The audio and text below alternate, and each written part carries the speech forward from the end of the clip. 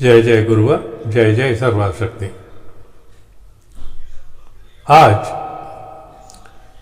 हम एक ऐसे विषय पर बात करना चाहते हैं जिससे आपके मन में जो शंकाएं हैं वो समाप्त हो जाएं। आखिर क्यों ऐसा होता है कि हम आपको नौकरी के लिए मना करते हैं और उद्योग की ओर जाने के लिए आपको प्रोत्साहित करते हैं। अब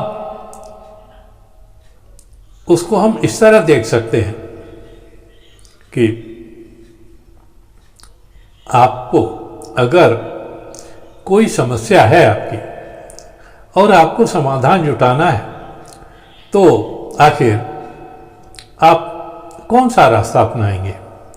ऐसा रास्ता जिससे तुरंत आपको कुछ लाभ तो प्राप्त हो, यानी एक सीमित समय के लिए आपकी समस्या हल हो जाए, मगर आगे चल के वही समस्या फिर आ जाए। जैसे अक्सर आजकल लोग अपने स्वास्थ्य के विषय में करते हैं। बुखार आ गया, एक टैबलेट ले ली और उसके बाद में कुछ घंटों के बाद में बुखार उतर जाता है। मगर होता क्या है, ये दवाएं ऐसी होती हैं जो आपको और नई नई बीमारियां दे जाती हैं। एक बीमारी तो ठीक हुई, मगर कुछ समय के बाद में पता चलता है कि हमारे सीने में दर्द शुरू हो गया या ऐसे ही कुछ और अन्य बीमारियां हो गई।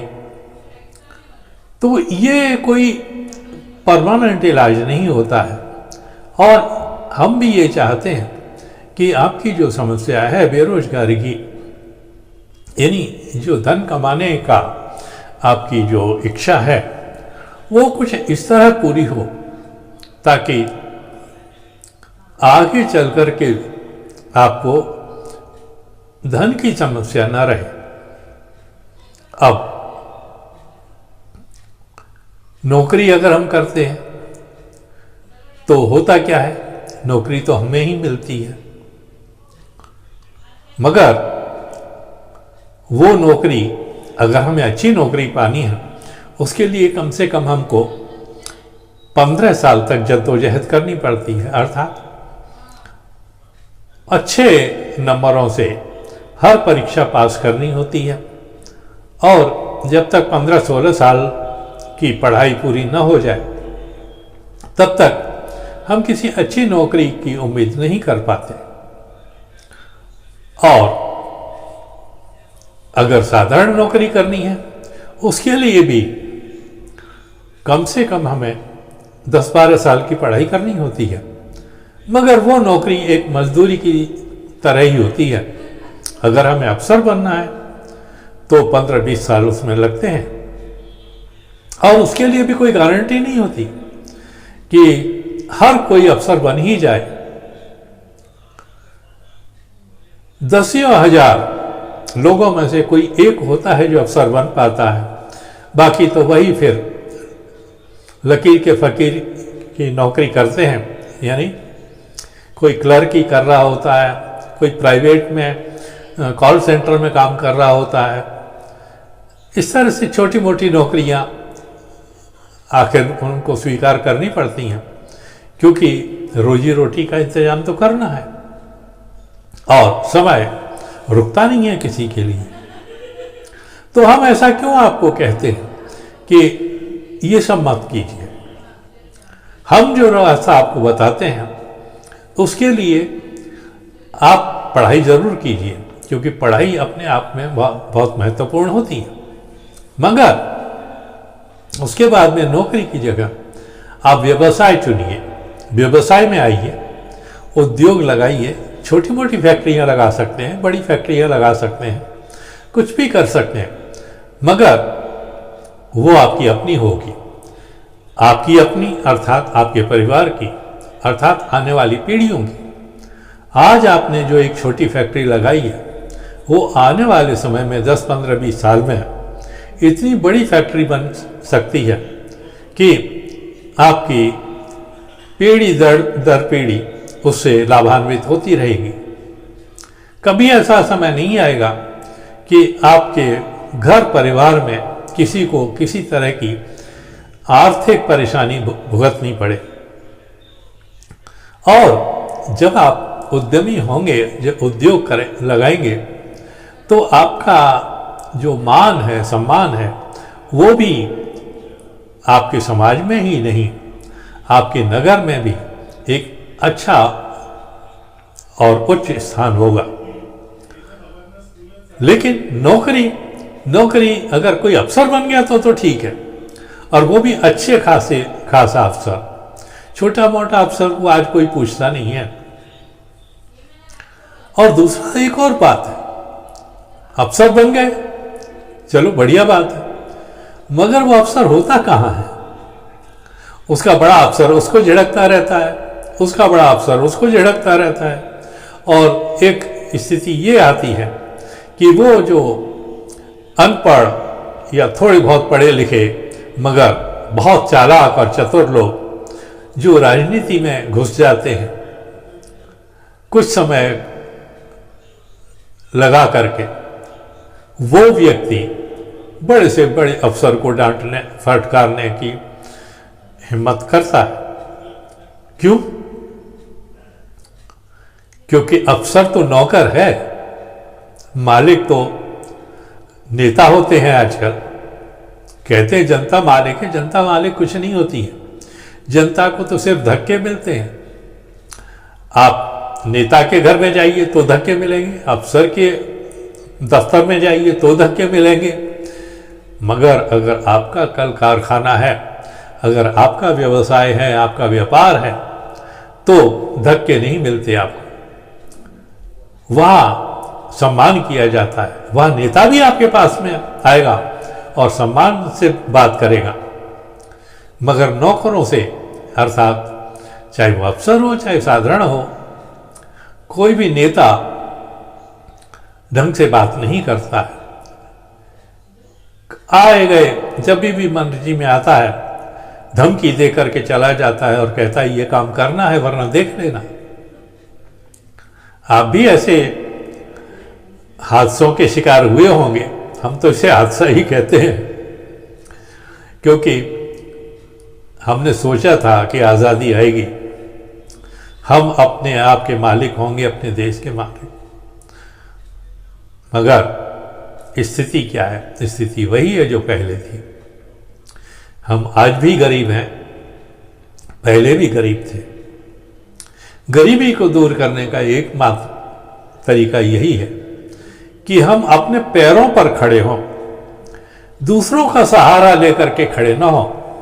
चाहे आप किसी उद्योगपति के मिल में काम करते हो, चाहे सरकारी दफ्तर में काम करते हो, सहारा तो दूसरे का ही है। जब तक उसकी मर्जी रहेगी तब तक आपको नौकर रखेगा, और जब उसका उद्देश्य खत्म हो जाता है, नौकरी से निकाल करके बाहर खड़ा कर देता है। सरकारी महकमों का भी लगभग यही हाल है। वो भी आजकल प्राइवेट दफ्तरों की तरह ही काम करने लगे हैं, क्योंकि नेता अपनी मनमानी करते हैं तो अफसर अपनी मनमानी करते हैं। जो नीचे तबके का, अर्थात जो चतुर्थ श्रेणी, तृतीय श्रेणी का जो कर्मचारी होता है, भोगना उसको पड़ता है। वो चाहे ग्रेजुएट हो, पोस्ट ग्रेजुएट हो, डबल ग्रेजुएट हो, कुछ भी हो, कितना भी पढ़ा लिखा हो, मगर सुननी तो उसी को पड़ेगी। तो इसलिए हम आपको कहते हैं कि आप उद्योग की तरफ आइए। आपके पास में अगर सामर्थ्य नहीं है और तो हम हैं आपके साथ, आप हमसे जुड़िए। और जुड़ने का तरीका हमने आपको बताया है कि हमारे चैनल को सब्सक्राइब करना है, उसके वीडियोस देखते रहना है, और व्हाट्सएप नंबर पे हमें संपर्क करके आपको अपनी समस्या बतानी है। और आप क्या करना चाहते हैं ये आपको बताना है, हम आपसे संपर्क करेंगे और आपको उद्योग में शामिल होने का तरीका बताएंगे कि उद्योग में कैसे शामिल हुआ जाता है, कि उद्योगपति कैसे बना जाता है।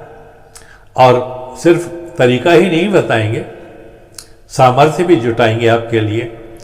किसी भी प्रकार की आपकी जो ज़रूरत है, चाहे ज़मीन की ज़रूरत हो, चाहे धन की ज़रूरत हो, चाहे जानकारी की ज़रूरत हो, योजना की ज़रूरत हो, हर प्रकार की सुविधा हम आपको उपलब्ध कराएंगे। हमारा उद्देश्य सिर्फ यही है कि भारत का हर नागरिक अपने पैरों पर खड़ा हो, अपने बलबूते पर तरक्की करे, आगे बढ़े और कुछ ऐसा करे ताकि उसकी आने वाली पीढ़ियां भी किसी कमी का एहसास न करें। उद्योग एक ऐसी चीज़ है जो आज आप लगाओगे, आप शुरू करोगे, उद्योग हो या व्यापार हो, ये ऐसे वृक्ष हैं जो सालों साल तो क्या पीढ़ी दर पीढ़ी आपको फल देते रहेंगे। और वृक्ष तो एक बार बूढ़ा हो जाता है, मगर ये जितने बूढ़े होंगे उतने ही शक्तिशाली और विशाल होते जाएंगे और उसका लाभ उतना ही बढ़ता जाएगा। इसलिए आप हमसे जुड़िए और जुड़ करके उद्योग को आगे बढ़ाइए। हम चाहते हैं कि हमारे देश में हर घर एक उद्योग केंद्र हो, और ये कोई कल्पना नहीं है, ये सब हो सकता है। हमने भारत के कुछ हिस्सों में ये सब होते देखा है। आपको शायद लिज्जत पापड़ की कहानी पता नहीं है, ये कुछ औरतों ने इसकी शुरुआत की थी। घर में अपने एक जो मोहल्ला हुआ करता था, वहाँ इन्होंने शुरुआत की। 2-4 स्त्रियों ने पापड़ बनाने शुरू किए, फिर जुड़ते जुड़ते वो समूह बड़ा हो गया, 25-50 हो गए, 500 हो गए, 5000 हो गए, और आज वो देश की जानी मानी कंपनी है लिज्जत पापड़। जब कुछ महिलाएं अनपढ़, जो कुछ नहीं, कोई योजना नहीं थी उनकी, कुछ नहीं था, जब वो इतना आगे बढ़ कर के एक बड़ी कंपनी के मालिक हो सकते हैं, तो आप क्यों नहीं हो सकते। आज बस इतना ही, फिर मिलेंगे एक नए वीडियो में। धन्यवाद, शुक्रिया, थैंक यू वेरी मच।